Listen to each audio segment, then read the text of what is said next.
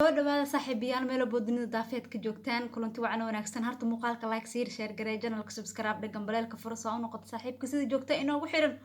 wata comeback Arsenal oo guul aad iyo aad u muhiimsan ka gaartay West Ham kooxda kubadda cagta Liverpool oo iyadana dib u soo laabashadii World Cup-ka guul ku daahfuratay Arsenal oo guul ku daahfuratay siina dheereysatay hogaanka horyaalka Premier League oo 8 dhibcood ku qabatay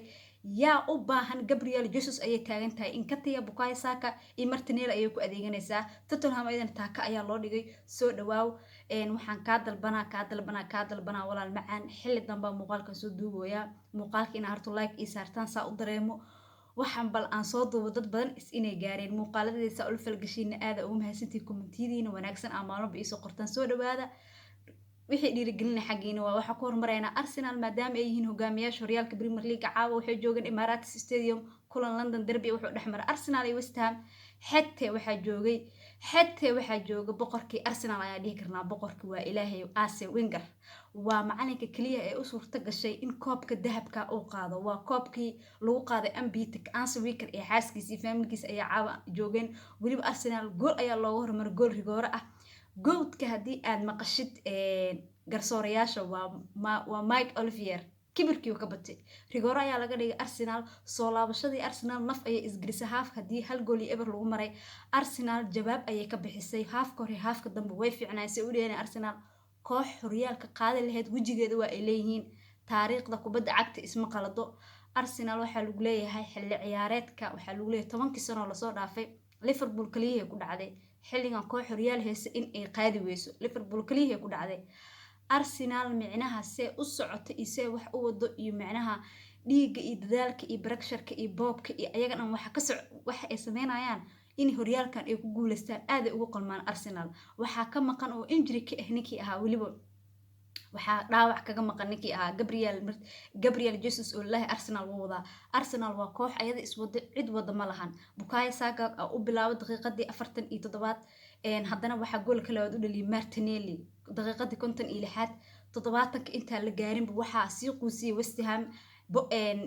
ishak Nketiah oo 9kii bedelkii Gabriel Jesus dheelaayay Hambalyo Gunners wata comeback caab guul aad iyo aad u muhiimsan ay gaarteen taageerayaasha Manchester City iska seexda idin leeyahay waa dhafarteen caawa Arsenal guul ay gaartay meel walba aad joogtiin Hambalyo muuqaalkan like saar share gareeya channelka subscribe dhaha reer Arsenal jooga meeshiin waa halkaas oo gudbeena Liverpool ayaan u guda galeena kooxda kubadda cagta Liverpool ayadana waxay marti u ahayd Aston Villa waxay gaartay Liverpool guusheedii labaad ee xil ciyaareedkan in ay banaanka ku soo badiso dib ay ka qabtay laakiin guul aad u muhiimsan ay soo gaartay caawa dabcan Liverpool haafka horse u dheeshay iyo haafka dambe se u dheelan wax aqliga galay ma ahayn Mohamed Salah ayaa gool u dhaliyay markii haafka laga soo laabtay Liverpool cadaadis badan ayay Aston Villa saartay Unai Emery wiilashiis wuxuu yiri naf isgaliya gurigiina joogtiin maxay taas u dheelaysaan Liverpool waa ay labays haafkii dambe markii la soo laabtay Fantaz ayaa goolka u dhaliyay cariiri weyn ayaa la galiyay Liverpool Aston Villa gool ayaa ay dhalisay Liverpool gool laga dhaliyay markii Liverpool goolka laga dhaliyay tababaraha kooxda kubadda cagta Liverpool waa tababare khibradiisa iyo aqligiisa mar walba kala goosta Arnold ayuu iska bixiyay Alcantara ayuu bixiyay waa macallin da'yartiisa ku adeegta mar walba da'yar ayuu soo galiyay garoonka waad u jeedeen sida ciyaarta ay u bedeleen da'yarta wax walba ay ka kubadda cagta sameyn kara ma fahamteen 2 daqiiqo ayay ku qaadatay in uu gool u dhaliyo halka Darwin Núñez maalin walba qasaaradiisa ay sii socoto laakiin taageerayaasha Liverpool oo hadda daawana waxaan leeyahay niyadda degsada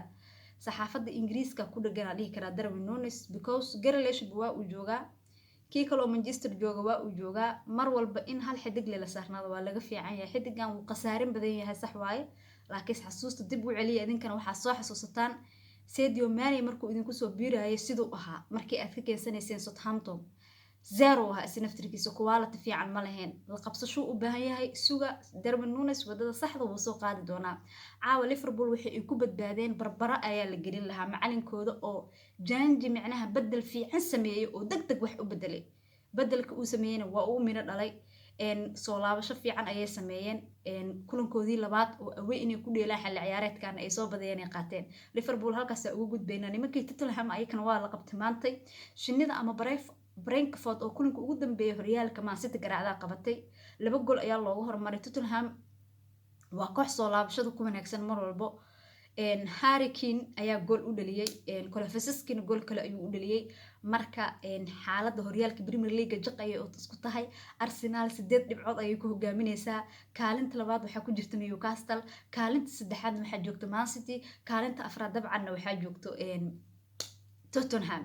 marka Manchester United iyo Man City iyo waxaas oo dhan waxay dheeli doontaa. Manchester habeen dambe dheelayso, Man City habeen dambe dheeli doontaa. marka Tottenham laba looga hormar labay ku bedeshay, barbar ayay qaadatay. xaalka halkaas uu maraya. xilli dambe muuqaalka in soo gaara waa dareemaya 7 saac habeenimo wax yar ka dhiman. muuqaalkii ugu laagtay ugu sheerta badnaay abid YouTube-kayga ka dhigan muuqaalkan. saa u dareemo saaxiibo wanaagsan inay joogaan. meesha subscribe-tana lacag la'aan waa, share-tana lacag la'aan, ma fahamtay? wixii ay qaybta comment-iga. Arsenal waa entertainable. caawa Arsene Wenger garoonka jooga, wax laga qaban karo ma lahan. cabsi Arsenal saas madaxa idin furan Gunners jir oo jooga.